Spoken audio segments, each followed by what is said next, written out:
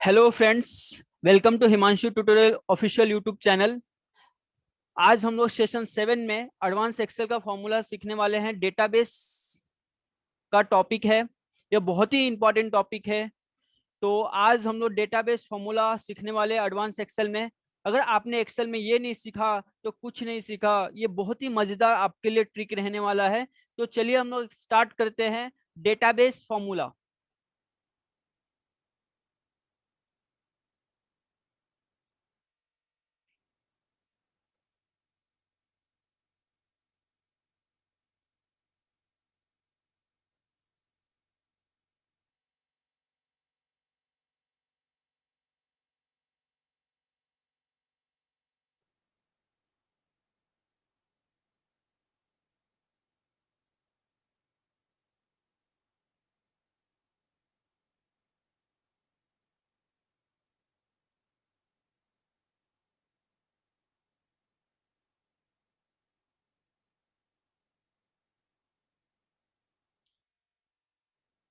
चलिए दोस्तों, आज हम लोग डेटाबेस फॉर्मूला सीखने वाले हैं। तो सबसे पहले मैं आपको बता दूं कि डेटाबेस क्या होता है। What is a database? Database is a bulk of information. What is a database? Database is a bulk of information. आज हम लोग इस फॉर्मूले में डी सम सीखने वाले हैं सीखने वाले हैं। D sum stand for database sum. D average stand for database average. D count is a database count. D get और डी मैक्स और डी मीन। तो जैसे कि आप देख सकते हैं, यहाँ पर हमारे पास प्रोडक्ट दिया हुआ है, वर्टेज दिया हुआ है, लाइफ्स ऑफ हावर्स दिया हुआ है, ब्रांड दिया हुआ है, यूनिट ऑफ कॉस्ट दिया हुआ है, बॉक्स ऑफ क्वांटिटी दिया हुआ है, और बॉक्स इन स्टॉक दिया हुआ है, और वैल्यू ऑफ स्टॉक दिया हुआ है। तो लास्ट टाइम आपको मैंने सम इफ फॉर्मूले में सिखाया था। सम इफ और सम इफ हमने लास्ट टाइम सीखा था सेशन सेशन 6 में। तो आज हम लोग बहुत ही इंपॉर्टेंट फॉर्मूला सीखने वाले हैं, डेटाबेस सम। तो सबसे पहले हम लोग सम इफ के थ्रू निकालते हैं। अभी मेरा रिक्वायरमेंट ऐसा है, मुझे बल्ब का टोटल वैल्यू ऑफ स्टॉक का क्या निकालनी है, टोटल वैल्यू ऑफ स्टॉक का टोटल स्टॉक निकालना है। अभी देख सकते हैं यहाँ पे बल्ब दिया हुआ है, यहाँ पे प्रोडक्ट बल्ब का मुझे वैल्यू ऑफ स्टॉक का टोटल निकालना है। ठीक है, बल्ब का। तो हम लोग कैसे निकालेंगे? Equal to sum if, equal to sum if, क्योंकि ये सिंगल कंडीशन है। तो हम लोग यहाँ पर सम इफ करेंगे, टैप करेंगे। पहले देखिए क्या दिया हुआ है, यहाँ पर रेंज पूछा हुआ है। रेंज में हम हम लोग बल्ब ले लेंगे, मतलब प्रोडक्ट का रेंज ले लेंगे। प्रोडक्ट का रेंज लेने के बाद कॉमा, बाद में क्राइटेरिया हमारा क्या है, बल्ब है। तो डबल कोट में हम लोग बल्ब ले लेंगे।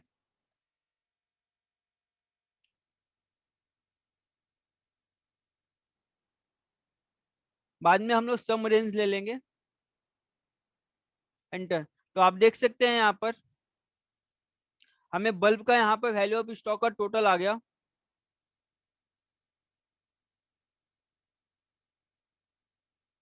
सम इफ फॉर्मूले के through equal to sum if, tap कीजिए।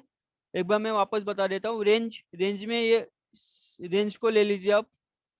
इसमें से टारगेट किसको करना है? मुझे बल्ब को करना है। हमें किसका निकालना है? वैल्यू ऑफ स्टॉक का निकालना है।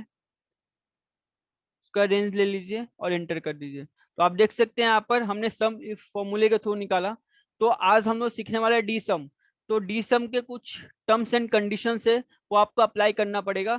जैसे कि टर्म्स एंड कंडीशन ये है कि हमारे पास डेटाबेस होना चाहिए फर्स्ट ऑफ ऑल, और डेटाबेस में हेडिंग होना कंपलसरी है। अगर हेडिंग नहीं रहेगा तो आप डी सम का फॉर्मूला यूज नहीं कर पाओगे। नेक्स्ट, आपके पास ये भी होना चाहिए, क्राइटेरिया आपको बनाना पड़ेगा। जैसे कि देख सकते हैं यहाँ पर ब्रांड हॉराइजन का मुझे वैल्यू ऑफ स्टॉक का टोटल निकालनी है। ब्रांड हॉराइजन का मुझे वैल्यू ऑफ स्टॉक का टोटल निकालनी है। तो सबसे पहले हम लोग सम इफ फॉर्मूला का थ्रू निकाल के देख लेते हैं। इक्वल टू सम इफ, पहले क्या दिया हुआ है, रेंज दिया हुआ है। तो रेंज में हम लोग ब्रांड को ले लेंगे। प्रोडक्ट, प्रोडक्ट में हमें किसका निकालना है, हॉराइजन, सॉरी ब्रांड हॉराइजन का निकालना है। तो हम लोग ब्रांड का रेंज ले लेंगे। ब्रांड में हमें किसका निकालना है, हॉराइजन। तो डबल कोट में हॉराइजन। नेक्स्ट, सम रेंज में हम लोग वैल्यू ऑफ स्टॉक का रेंज ले लेंगे। और यहाँ पे हम लोग एंटर करेंगे। एंटर करने के बाद आप देख सकते हैं यहाँ पे वैल्यू ऑफ स्टॉक का हमें टोटल मिल चुका है सम इफ फॉर्मूला के थ्रू, बट हमें डी सम के थ्रू निकालनी है। तो याद रहे दोस्तों कि डी सम फॉर्मूला जब आप यूज करते हो तो आपके डेटाबेस में हेडिंग होना कंपलसरी है, और आपको क्राइटेरिया बनाना कंपलसरी। अगर आप क्राइटेरिया नहीं बनाओगे तो डी सम फॉर्मूला जो है वो अप्लाई नहीं होगा। तो सबसे पहले हम लोग देखते हैं equal to D sum. D sum stand for database. Next D sum is a पहले देखिए यहाँ पे क्या पूछा है, डेटाबेस पूछा हुआ है। तो डेटाबेस हम लोग होल डेटाबेस लेंगे विथ हेडिंग के साथ। बाद में क्या पूछा हुआ है, हमें फील्ड पूछा हुआ है। फील्ड में हम लोग हमारा जो क्राइटेरिया रहेगा वो हमें किसका निकालना है, टोटल ब्रांड हॉराइजन का वैल्यू ऑफ स्टॉक का टोटल निकालना है। तो ब्रांड हॉराइजन ले लेंगे हम लोग। नेक्स्ट क्राइटेरिया हमारा क्या रहेगा, वैल्यू ऑफ स्टॉक निकालना है। तो वैल्यू ऑफ स्टॉक का सिर्फ हेडिंग लेंगे यहाँ पर। एंटर। तो आप देख सकते हैं यहाँ पर, सॉरी, इक्वल टू डी सम। पहले पूछा है database, entire database. Next field में हमारा वैल्यू ऑफ स्टॉक आ जाएगा। वैल्यू ऑफ स्टॉक का हेडिंग आ जाएगा क्योंकि हमें वैल्यू ऑफ स्टॉक का टोटल निकालनी है। नेक्स्ट क्राइटेरिया हमारा क्या है, ब्रांड हॉराइजन का टोटल निकालना है। तो ये क्राइटेरिया हो गया। तो आप देख सकते हैं हमने सम इफ फॉर्मूला के थ्रू भी निकाला और डी सम के थ्रू भी निकाला। तो आई होप आप लोगों को समझ में आ चुका रहेगा। तो डी सम और sum if formula both are same, but D sum formula हम लोग तभी यूज करेंगे जब हमारे पास लार्ज डेटाबेस है। तो हम लोग डी सम फॉर्मूला का इजिली से यूज कर सकते हैं और आपका टाइम कंज्यूमिंग नहीं होगा। नेक्स्ट देखते हैं हम लोग। नेक्स्ट मेरा रिक्वायरमेंट ऐसा है, प्रोडक्ट बल्ब का हमें ब्रांड सनबीन का क्या निकालना है, वैल्यू ऑफ स्टॉक का टोटल निकालना है। हमारा कंडीशन ऐसा है, प्रोडक्ट बल्ब का ब्रांड सनबीन का हमें क्या निकालना है, वैल्यू ऑफ स्टॉक का टोटल निकालना है। जैसे कि आप लोग मैनुअल मेथड से करते थे कि सम इफ जो फॉर्मूला था वो सिंगल कंडीशन के लिए होता था, और जो सम इफ फॉर्मूला है, सॉरी जो सम इफ फॉर्मूला है वो मल्टीपल कंडीशन के लिए है। तो अगर मुझे सॉरी अगर मुझे निकालनी है तो मैं कैसे निकालूंगा, equal to sum ifs, equal to sum if. ठीक है, सम इफ्स। तो सबसे पहले आपको क्या पूछा है, सम रेंज पूछा हुआ है। तो सम रेंज में हम, ये हमारा रेंज आ गया वैल्यू ऑफ स्टॉक का।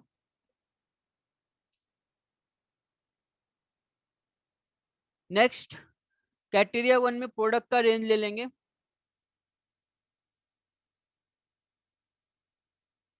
इसमें से हमारा टारगेट क्या रहेगा, इसमें से हमारा जो टारगेट रहेगा वो क्या रहेगा, बल्ब रहेगा। तो डबल कोट में हम लोग बल्ब। नेक्स्ट क्राइटेरिया टू में ब्रांड, ब्रांड लेना आपको। ब्रांड में, ब्रांड में नेक्स्ट हमारा क्या टारगेट रहेगा, सनबीन।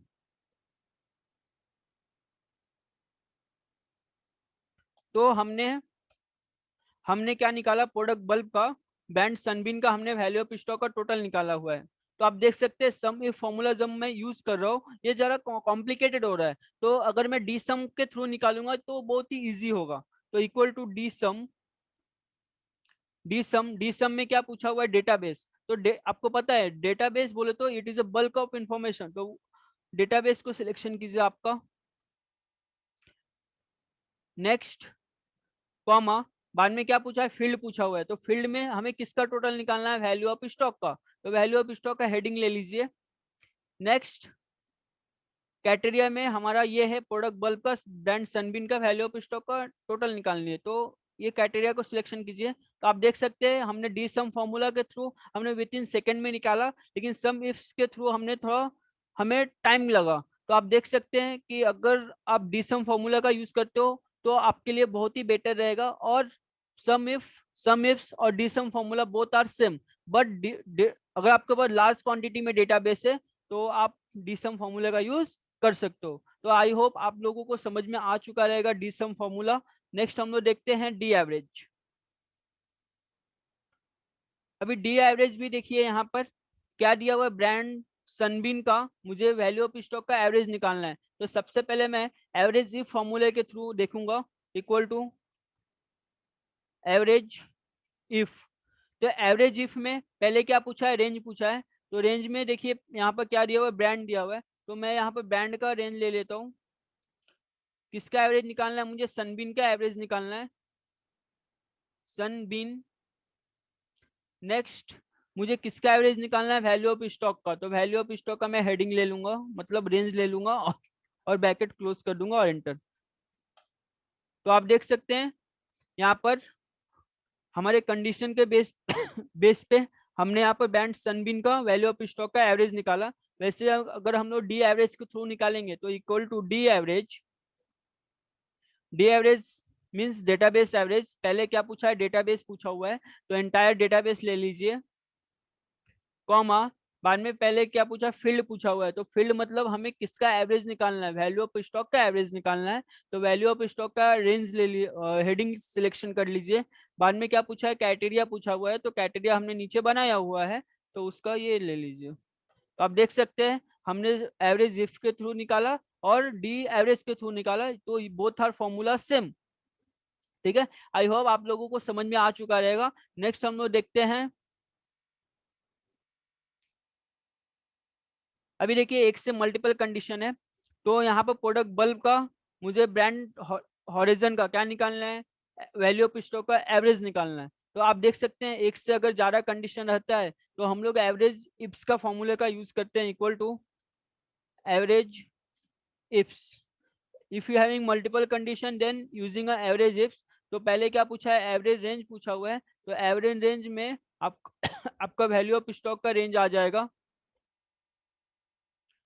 नेक्स्ट क्राइटेरिया वन में हमें क्या निकालना है, प्रोडक्ट बल्ब। तो प्रोडक्ट का पहले रेंज ले लीजिए। इसमें से मेरा टारगेट अमाउंट क्या रहे, टारगेट वैल्यू रहेगा बल्ब।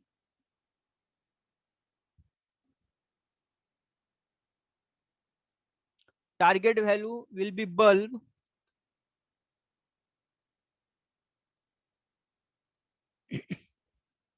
नेक्स्ट क्राइटेरिया टू में ब्रांड का रेंज आ जाएगा।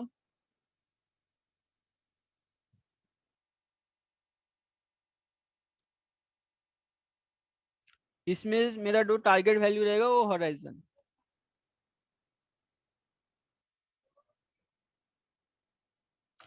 तो आप देख सकते हैं यहाँ पर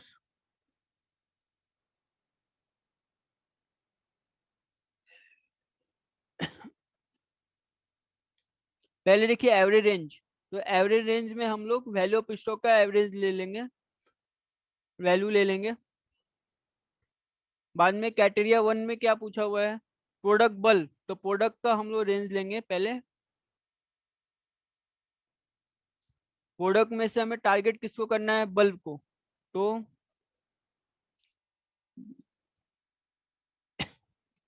नेक्स्ट क्राइटेरिया टू में हमें ब्रांड का लेना है रेंज।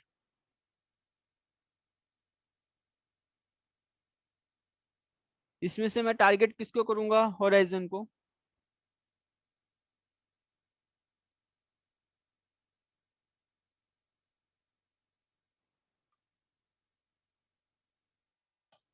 नेक्स्ट देख सकते हैं आप लोग यहाँ पर हमने एवरेज इफ्स के थ्रू निकाला हुआ है, प्रोडक्ट बल्ब का ब्रांड होराइजन का हमने एवरेज निकाला हुआ है। अब हम लोग डी सम के थ्रू देखते हैं, equal to sorry D average के थ्रू डी एवरेज।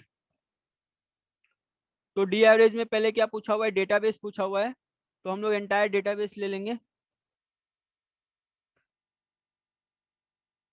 नेक्स्ट पहले क्या पूछा है, फील्ड पूछा हुआ है। तो फील्ड में हमारा क्या रहेगा, वैल्यू ऑफ स्टॉक। नेक्स्ट हमारा क्राइटेरिया। तो देख सकते हैं हमने एवरेज इफ्स के थ्रू निकाला, हमने यहाँ पर एवरेज इफ्स के थ्रू निकाला और एवरेज डी एवरेज के थ्रू निकाला। तो ये दोनों फॉर्मूला क्या है, सेम ही है। बट अगर हमारे पास लार्ज डेटाबेस होगा तो हम लोग डेटाबेस फॉर्मूले का यूज कर सकते हैं। नेक्स्ट हमारे पास डी काउंट है। अभी देखिए यहाँ पर मेरा रिक्वायरमेंट ऐसा है, ब्रांड हॉराइजन कितना है मुझे देखना है। तो इक्वल टू डी काउंट, एक तो आप इक्वल टू काउंट इफ के थ्रू देख सकते हो, काउंट इफ बैंड का रेंज ले लीजिए,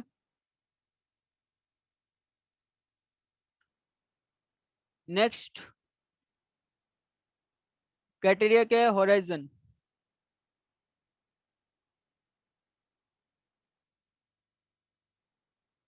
तो आप देख सकते हैं यहाँ पर हमने डी काउंट के थ्रू निकाला, यहाँ पर 8 आ रहा है, सॉरी काउंट इफ के थ्रू निकाला तो 8 आ रहा है। नेक्स्ट हम लोग डी काउंट के थ्रू निकालेंगे,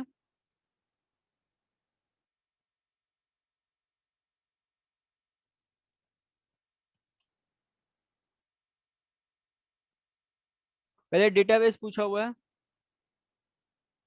तो सिलेक्ट द डेटाबेस फील्ड, हमें किसका निकालना है, वैल्यू ऑफ स्टॉक का काउंट करना है,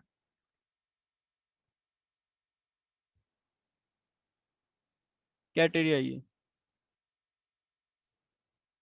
तो आप देख सकते हैं यहाँ पर हमने डी काउंट के थ्रू भी निकाला और काउंट इफ के थ्रू भी निकाला, तो ये दोनों फॉर्मूला सेम आ रहा है। तो इस तरीके से आप लोग यूज कर सकते हो डी काउंट सॉरी।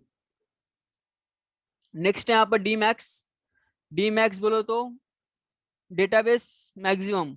जब हमने मार्कशीट का फॉर्मूला सीखा था, मार्कशीट में ऐसा कोई फॉर्मूला नहीं था मैक्सिफ मैक्सिफ, तो आप यहाँ पर डी मैक्स और डी मीन का यूज कर सकते हो, अगर मैक्सिमम और मिनिमम में भी अगर कंडीशन रहा तो आप देख सकते हो यहाँ पर अभी मेरा रिक्वायरमेंट ऐसा है, मुझे ब्रांड हॉराइजन का वैल्यू ऑफ स्टॉक का मैक्सिमम निकालना है कितना है, तो ऐसा कोई तो फॉर्मूला नहीं है मैक्सिफ करके और मैक्सिफ करके, तो आप ऐसा निकाल सकते हो equal to D max,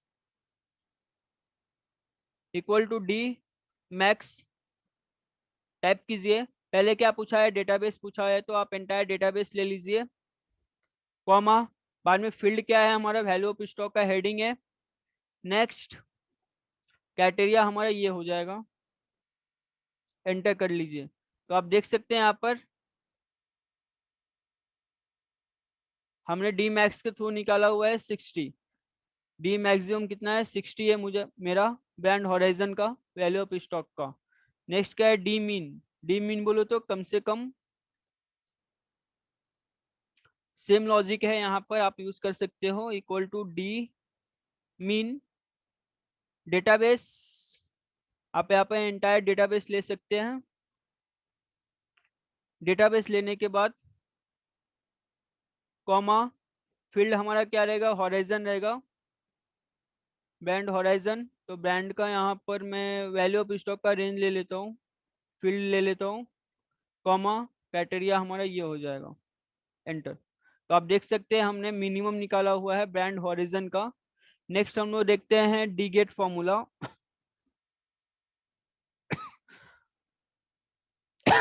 sorry. Next हम लोग डी गेट फॉर्मूला देखते हैं। सबसे पहले हम लोग देखते हैं डी गेट का डेफिनेशन क्या होता है, equal to D get, what is a D get, extract from a database a single record that match the condition you specify। ये जो डीगेट फॉर्मूला होता है, ये आपके डेटाबेस में से सिंगल रिकॉर्ड फाइंड आउट करके देगा जो आपने कंडीशन स्पेसिफाई किया हुआ है, that is the use of DGET formula. जैसे कि आप देख सकते हैं यहाँ पर मेरा रिक्वायरमेंट ऐसा है, प्रोडक्ट बल्ब का, वाटेज 100 का, बैंड हॉराइजन का, मुझे क्या निकालनी है, लाइफ्स ऑफ आवर निकालना है। तो आप देख सकते हैं डीगेट, तो पहले हमने क्या लेना पड़ेगा, एंटायर डेटाबेस लेना पड़ेगा।